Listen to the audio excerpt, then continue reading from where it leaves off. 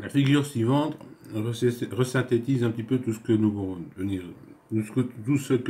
de dire.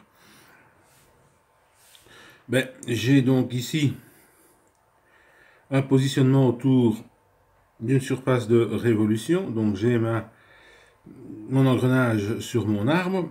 Vous voyez que j'ai un positionnement, ce qu'on appelle un radial, dans la direction du rayon.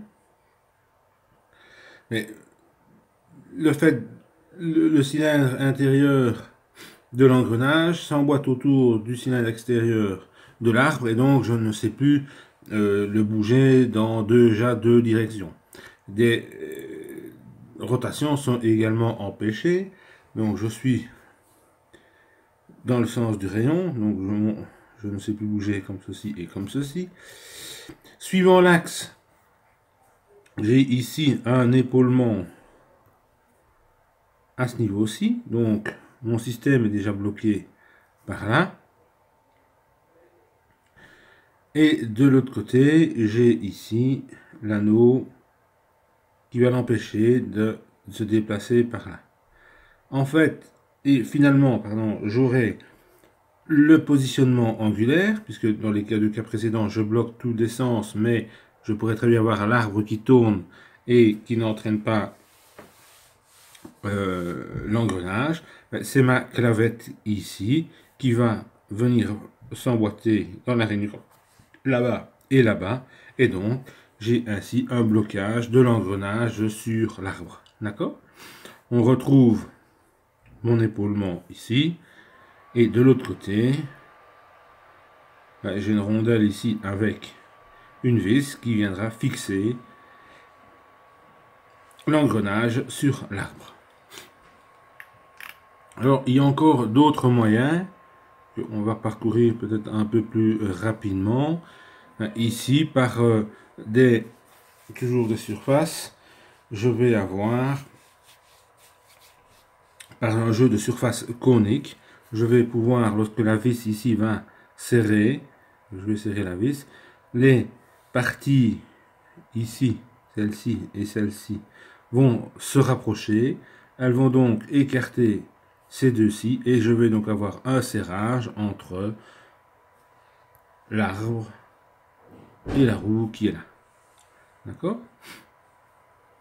On retrouve le système également ici, où par un système de jeu conique, je vais entraîner en retirant cette pièce. Donc cette pièce-ci va se faire tirer par là, et donc je vais pousser ces deux-là vers l'extérieur, et donc je vais créer ici un blocage. D'accord?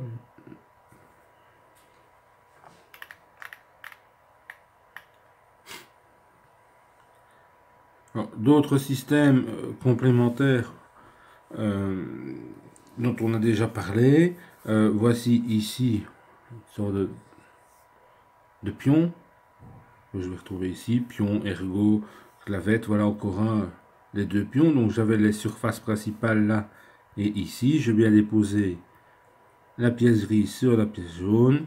J'ai donc un plan de contact qui va déjà empêcher certains mouvements, pas tous, et les pions ici vont empêcher les mouvements suivants.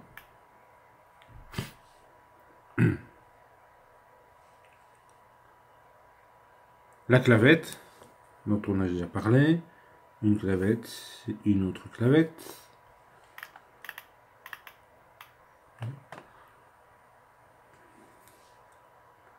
Le pion,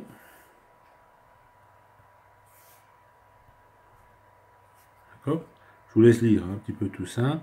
Un autre système qui est la bague de centrage. Donc j'ai un évitement ici et un évitement de ce côté-ci, et ma bague de centrage qui vient se bloquer et donc centrer les deux pièces les unes sur les autres.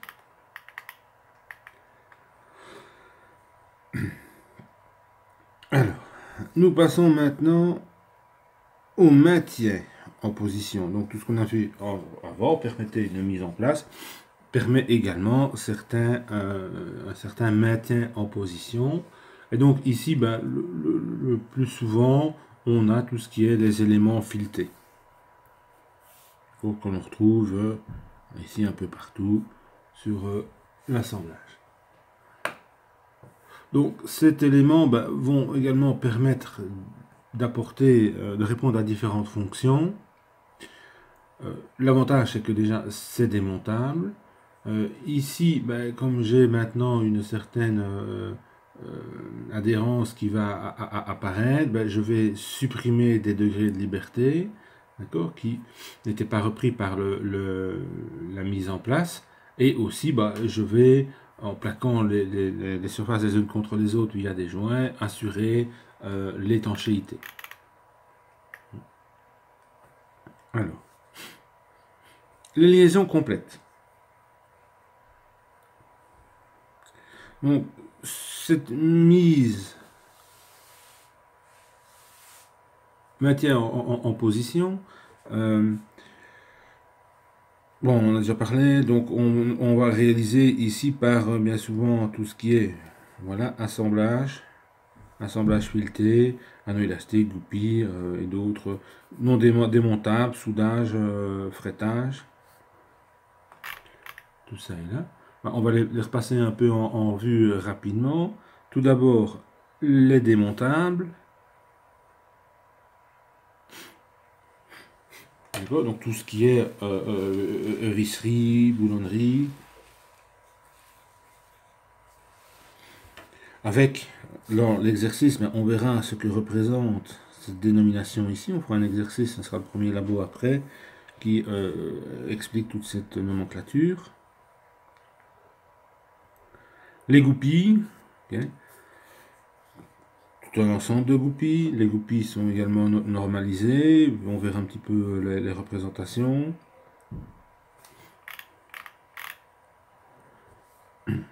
Les anneaux élastiques, qui vont permettre le blocage de notre engrenage sur notre arbre. Donc voici mon anneau élastique. Alors un anneau externe ou interne.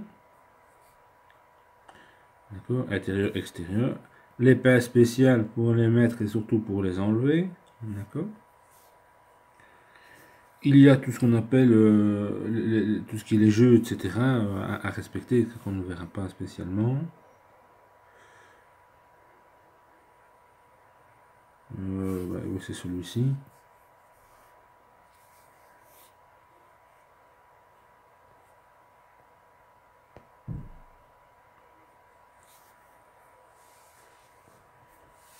Les vis, je vous en ai parlé, on verra un petit peu les différentes têtes de vis, les différentes... voilà, ici l'avantage de celle-ci, vous avez la clé qui se met à l'extérieur. Si maintenant j'ai un problème de place, vous voyez, je peux avoir des clés à l'intérieur, tournevis, d'accord. Et puis à chaque fois, comment la nomenclature de toutes ces vis, de toute la visserie. Les écrous. D'accord. L'avantage, certains permettent le système de freinage, donc j'ai l'écrou classique, mais ici, vous voyez, j'ai en matière bleue qu'on retrouve souvent à l'intérieur, ok. Ici, avec une rondelle de serrage. Là, j'ai ce qu'on appelle l'écrou en coche qu'on voit souvent. L'avantage, donc, je vais avoir une petite mon écrou, les différentes encoches tout autour. Et sur l'arbre, on ne voit pas bien sur celui-ci, j'espère qu'on le verra plus loin, il y a quelque part une encoche qui va venir se bloquer dans l'arbre. Okay. Ici, par un système de goupilles, dans l'écrou, je vais pouvoir, j'ai plusieurs possibilités, fixer l'écrou. Okay. Ceci, la petite système où il va donc s'écraser un petit peu. Okay. Voilà un petit peu donc différentes possibilités. Je peux également jouer avec les rondelles. Une rondelle classique, une cuvette.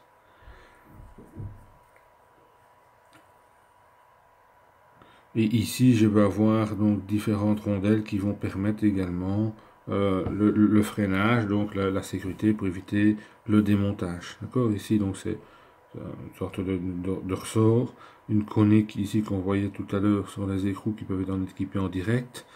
la rondelle va s'aplatir. Vous voyez la forme ici, la forme on sort de 8, d'accord.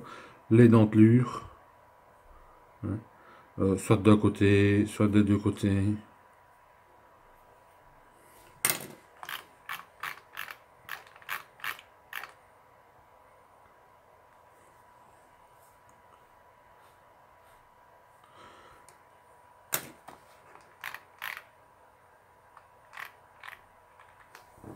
Les assemblages filetés.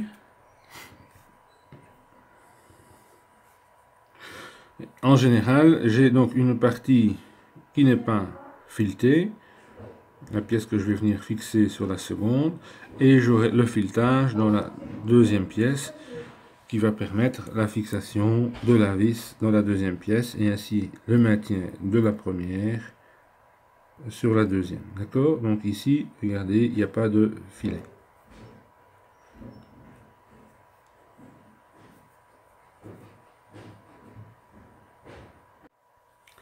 Assemblage boulonné, un peu le même principe qu'avant, si ce n'est qu'on a vis et écrou, avec la particularité que ici, vous voyez qu'il n'y a pas de filet sur les deux pièces. D'autres possibilités, ici c'est un blocage d'une pièce, ok. Ouais, en général, ici, je n'ai pas trop d'effort sur la pièce ici, hein, elle ne va pas bouger fortement. Les assemblages biconiques, on en a parlé tout à l'heure, d'accord. Je vais donc serrer les deux pièces, ici il n'y en a qu'une, cette pièce-ci va se rapprocher de celle-ci, elle va avoir donc tendance à écarter celle-ci, et donc, de ce fait, je vais créer une pression entre la roue ici et l'arbre ici, et donc un blocage de la roue sur l'arbre.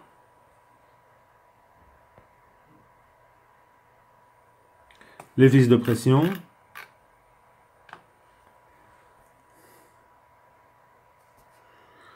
Par système de pincement, je vous l'ai montré déjà tout à l'heure. Ici, en serrant les deux pièces, c'est la même pièce, mais en serrant les deux membrures de la pièce, je vais serrer mon arbre ici. Différentes méthodes. Là, ici, je joue sur la flexibilité, l'élasticité de la pièce. Ici, j'en ai deux vis, donc une fixation des deux côtés. Je peux également avoir des systèmes où la vis rentre, bloque carrément l'arbre, donc j'ai vraiment un contact direct avec l'arbre. Voilà, puis il y a une gorge ici, la vis va venir se placer dans la gorge. L'avantage, c'est que j'ai un blocage, on peut me creuser une gorge circulaire, un arrêt en translation par obstacle en cas de desserrage accidentel. Donc si dans les cas précédents j'ai un desserrage, l'arbre peut bouger, ici il ne sera pas sortir vu qu'il est encore bloqué.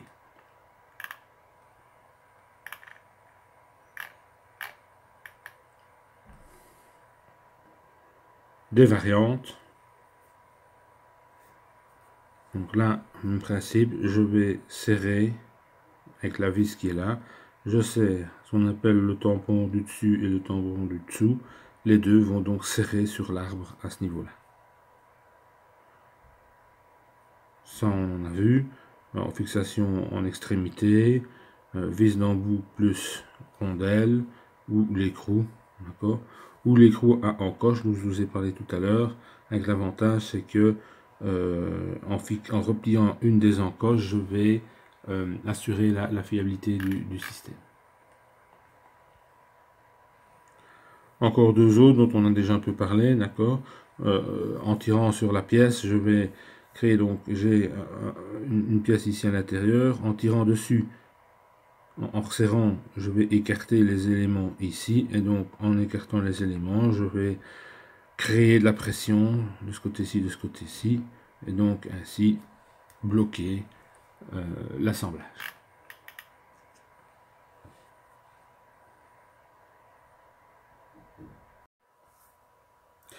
Les liaisons indémontables, ce qui est soudage, rivetage, Frettage, voilà, le frettage, d'accord. Collage, sertissage. Alors, revenons maintenant à nos liaisons partielles. Donc, là, tout à l'heure, je vous avais dit, on a nos liaisons totales. Cette fois-ci, on est dans les liaisons complètes tout à l'heure, donc les liaisons partielles ici, où je vais pouvoir autoriser un mouvement ou plusieurs mouvements. Comme je l'ai dit tout à l'heure, déplacement, donc mes trois axes, X, Y, Z. Qu'est-ce que j'autorise?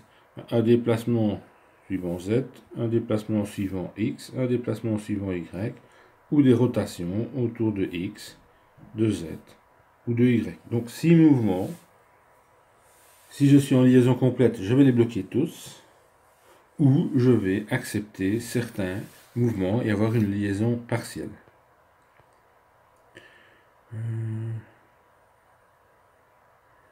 Le degré de liberté, ça sera le nombre de déplacements que je vais autoriser. D'accord? Donc si j'autorise un déplacement suivant Z, j'ai 1 degré de liberté. Si j'ai un déplacement, je n'aurai pas d'effort. A l'inverse, le degré de liaison, c'est tous les déplacements que j'interdis. Pour la liaison complète, j'aurai 6 degrés, le degré de liaison sera de 6 puisque tout est bloqué. D'accord? Et donc, à chaque blocage correspond un effort à reprendre.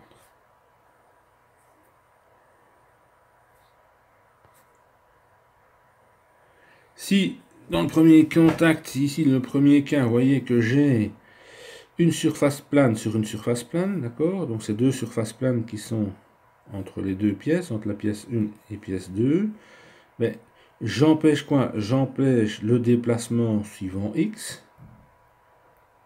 La pièce ne sait plus bouger suivant X, mais elle peut toujours bouger suivant Z et suivant Y. J'empêche également des rotations suivant Y et suivant Z, mais pas suivant X. Je peux avoir toujours une rotation. D'accord?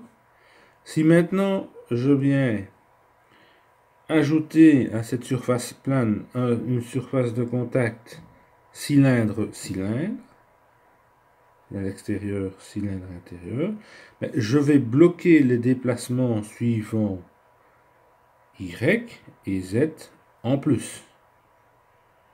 Ça va?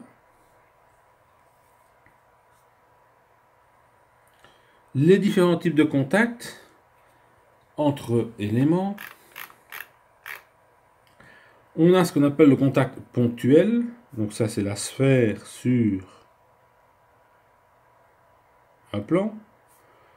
Un contact linéique. Cette fois-ci, je n'ai plus un point, mais toute une ligne. Alors cette ligne peut être un cercle ou une droite.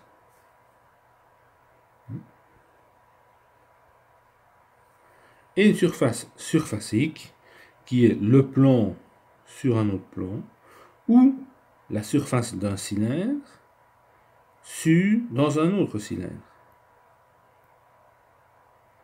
D'accord? Et donc ainsi, je vais définir en fonction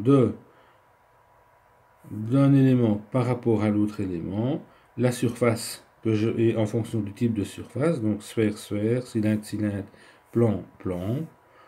Je vais donc définir l'appui que je vais avoir. Une sphère va me donner une rotule et à l'extrémité, un plan sur un plan est un appui plan.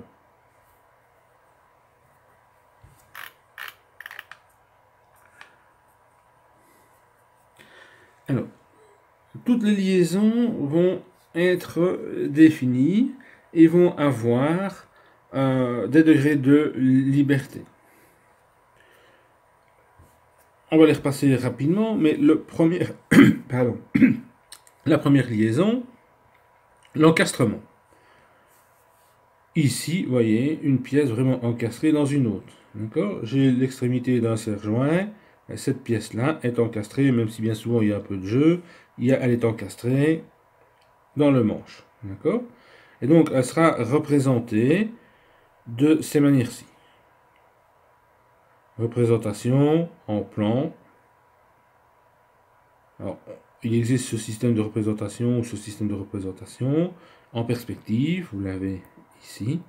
Okay. Et donc, quels sont les degrés de liberté? Ben, je n'ai aucun liberté de liberté puisque c'est un encastrement. Donc, tous mes déplacements sont empêchés. Par contre, ben, puisque tous les déplacements sont empêchés, ça veut dire que j'aurai des efforts dans tous les sens. 3 efforts suivant x, y, z et 3 moments suivant x, y. Une autre liaison, la liaison glissière. Donc la pièce bleue ici va pouvoir glisser sur la pièce verte. C'est vraiment épais ce truc.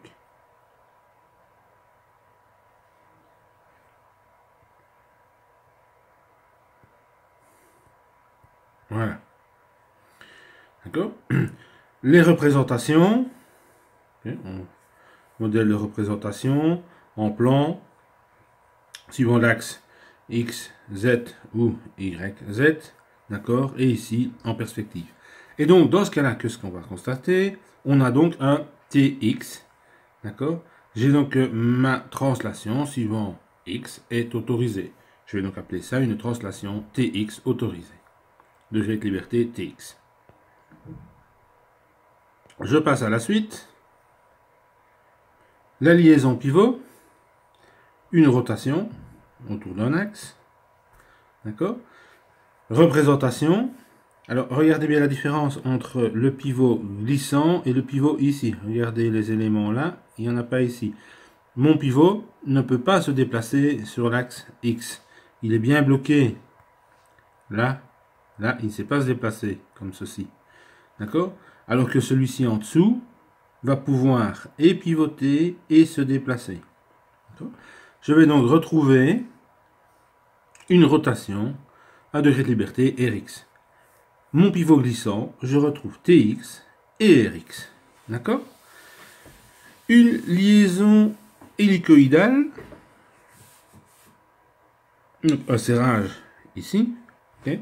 Je vais avoir les représentations, ça je vous laisse découvrir, suivant x, y suivant xz et zy. J'ai une translation qui est autorisée suivant y. J'ai une rotation aussi autorisée suivant y.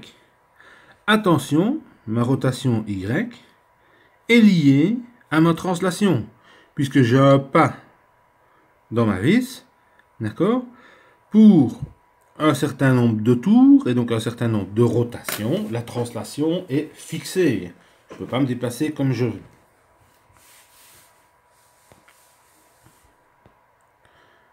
Élément suivant, l'appui-plan, ça on en a parlé suffisamment.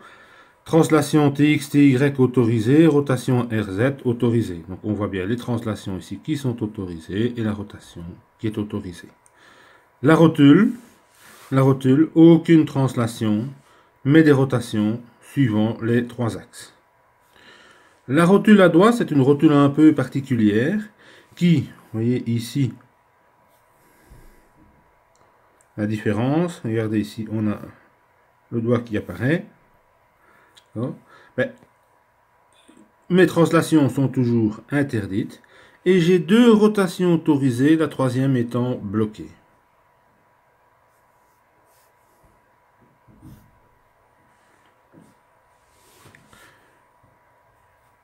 Liaison linéaire, 3 rotations autorisées, un déplacement autorisé. Représentation ici. Liaison liénique rectiligne. Représentation ici. Un pivot autour de l'axe là. 2 rotations autorisées, 2 translations autorisées. Okay. Et la liaison ponctuelle. Une seule translation interdite. Suivant l'axe Z. Ça va? Donc je peux tourner dans tous les sens et je peux me déplacer dans 2 directions.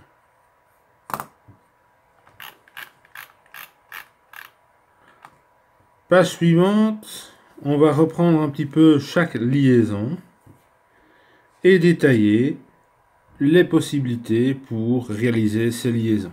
D'accord?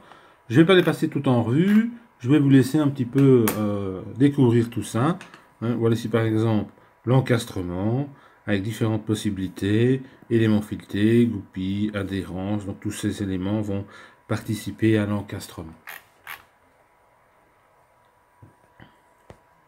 Je vous laisse regarder tout ça en détail et puis après je vous enverrai le test pour voir si vous avez bien parcouru l'ensemble.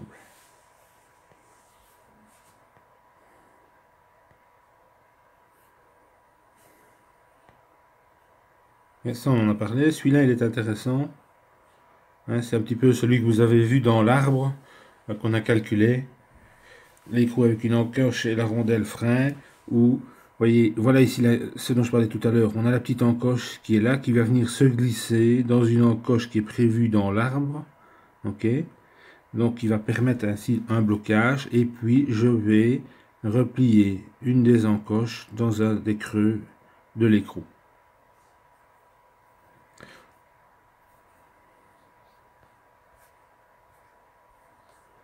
La goupille. Ça, je vous en avais montré un. Le problème de la goupille, la perforation dans l'arbre qui implique une augmentation des contraintes très importante. Oh, voilà d'autres. Le pincement, ça, on en a parlé. C'est un peu un récapitulatif de ce qu'on a vu. Okay. Les clavettes. Différents types de clavettes. Les arbres à dentelure. Le rivetage.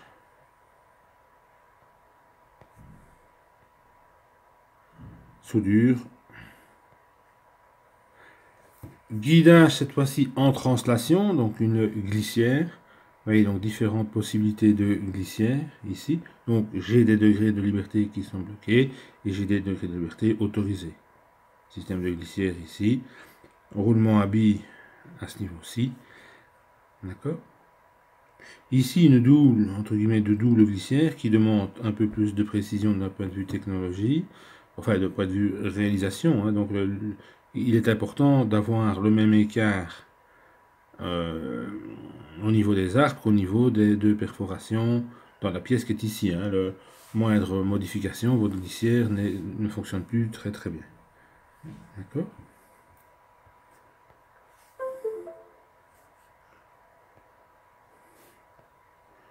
Les clavettes, les arcs cannelés. Ça, on a un peu plus différentes possibilités encore de glissière ici par une section en T, spéciale pour Mathias.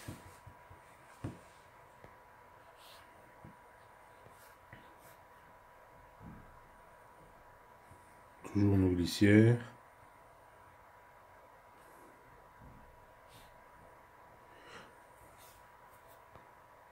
Le problème qu'on peut retrouver dans les glissières, si l'écart, si j'ai un mauvais jeu entre les deux, je peux avoir un blocage. J'ai une pièce qui se tord légèrement par rapport à l'autre et j'ai donc des frottements importants qui vont apparaître. Et ici, un blocage. Voilà, éviter le phénomène. Augmenter la longueur de guidage, diminuer le facteur de frottement, diminuer le jeu.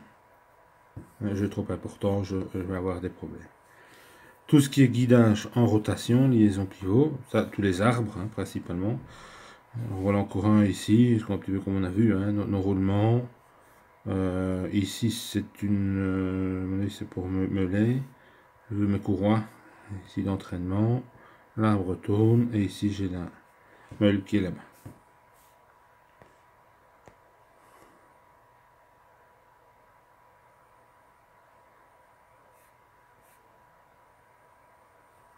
Bague de frottement au lieu de mettre au lieu des roulements. Les roulements.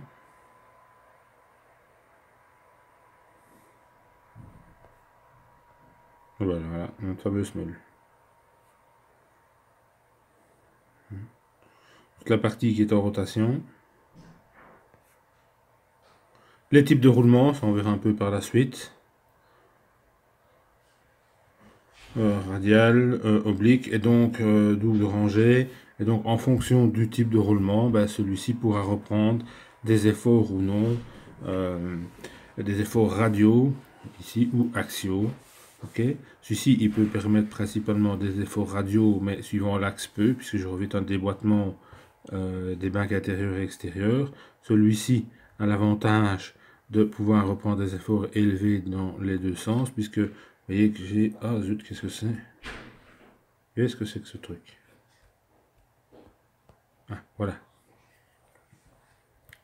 J'ai ici une sorte de petit épaulement qui va ainsi permettre de pouvoir reprendre des efforts comme ceci.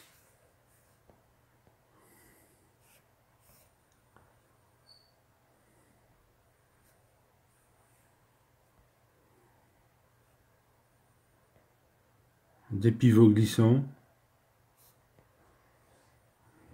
rotules,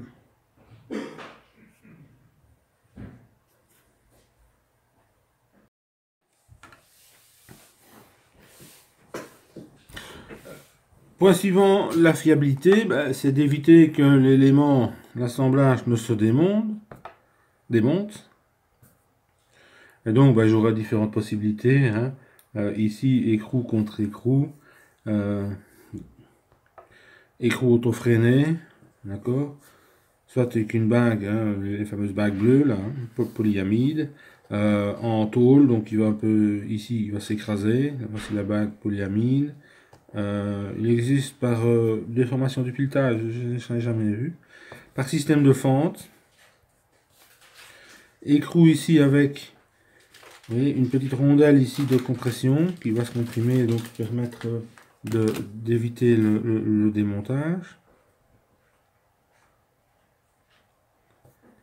Rondelle élastique, d'accord, légèrement pliées qui vont s'écraser et se déformer. Rondelle à dents, rondelle grower, rondelle conique, rondelle ondulée, on en a déjà parlé un petit peu tout à l'heure. Les rondelles à dents, dents extérieures, denture intérieure, double denture, concave. Hein. Voici la représentation. Rondelle grower, système un peu élastique. Rondelle conique ou en forme de 8, ondulées, qui vont s'écraser. Freinage par collage. Loctite, hein, je vais mettre un point de colle. Par obstacle. Donc ici, bah, vous voyez que j'ai mis ici, on a des créneaux possibles dans lesquels on va placer une goupille. La fameuse écrou en coche, donc l'écrou escape dont je vous ai parlé tout à l'heure, avec les coches qui viennent se glisser dans l'arbre et l'autre qui va se replier dans une des encoches de l'écrou. Donc là voilà, ici j'ai mon arbre, mon roulement qui est placé là, arbre fileté ici. Je viens placer mon écrou et ma rondelle qui est là derrière va venir se fixer dans l'encoche qui est prévue ici dans l'arbre, là, ici, la rainure. Vous voyez, cette partie-là de la languette va venir glisser dans cette encoche-là.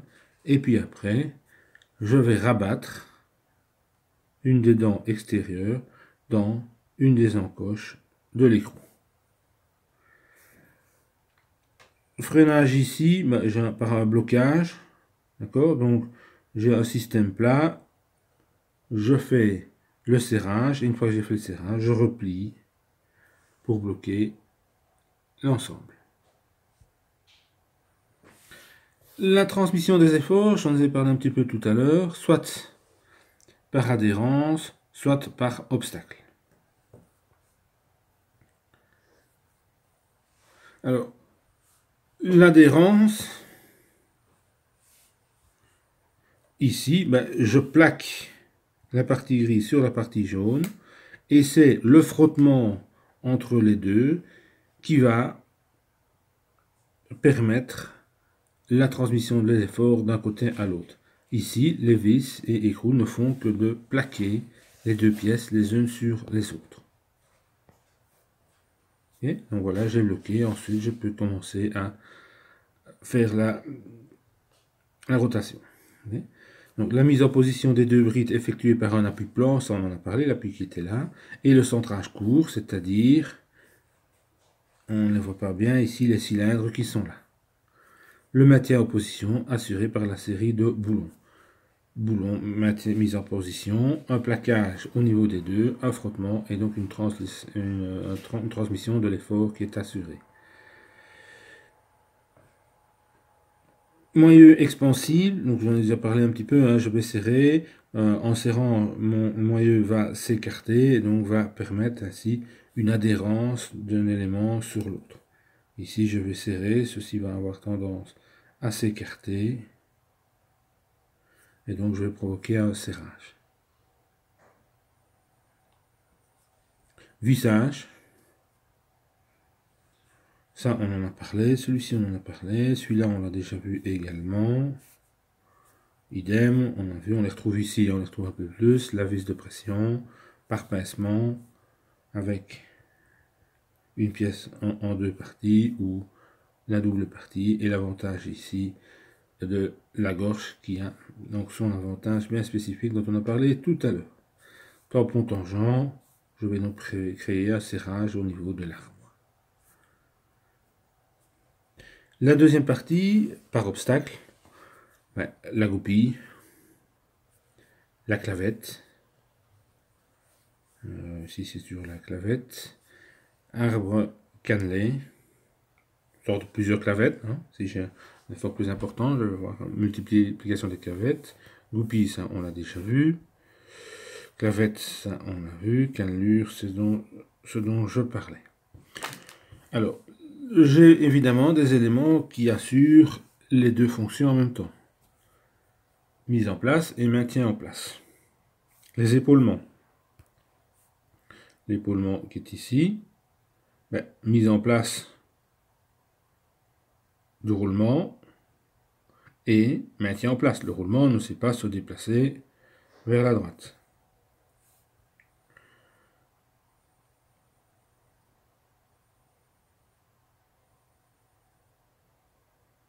Les paliers. Voici un palier ici, un peu le même principe que le roulement. Anneau élastique, on en a parlé, hein, plusieurs. Voici ici l'anneau élastique qui vient bloquer, le voici ici qui vient bloquer le roulement. Rondelle entre toi, ça aussi, on en a parlé. Restera maintenant à voir quels sont les critères de choix des éléments. Donc, les principaux, c'est montage-démontage. Est-ce que je dois le faire fréquemment ou pas? Le coût, les résistances demandées, les efforts qui vont être demandés, d'accord? Alors, est-ce que je suis dans un environnement avec vibration, avec choc ou pas? Est-ce que j'ai des éléments de fatigue? Est-ce que j'ai besoin d'une précision importante ou pas? Est-ce que j'ai de la place ou pas? D'accord? Forme des matériaux, c'est précisément est-ce que j'ai de la place ou pas? Est-ce que je dois avoir des formes particulières? L'esthétique, visible, pas visible. Donc voilà, je vous laisse relire tout ça à votre aise, à bien comprendre le tout, et je vais maintenant vous envoyer d'ici peu un petit questionnaire afin de voir si vous avez bien suivi le tout. Merci et à tout à l'heure ou à une prochaine. Donc lundi, on commencera mardi, on commencera le premier TP, travail pratique, sur les assemblages vissés. Il faut encore que je prépare tout ça.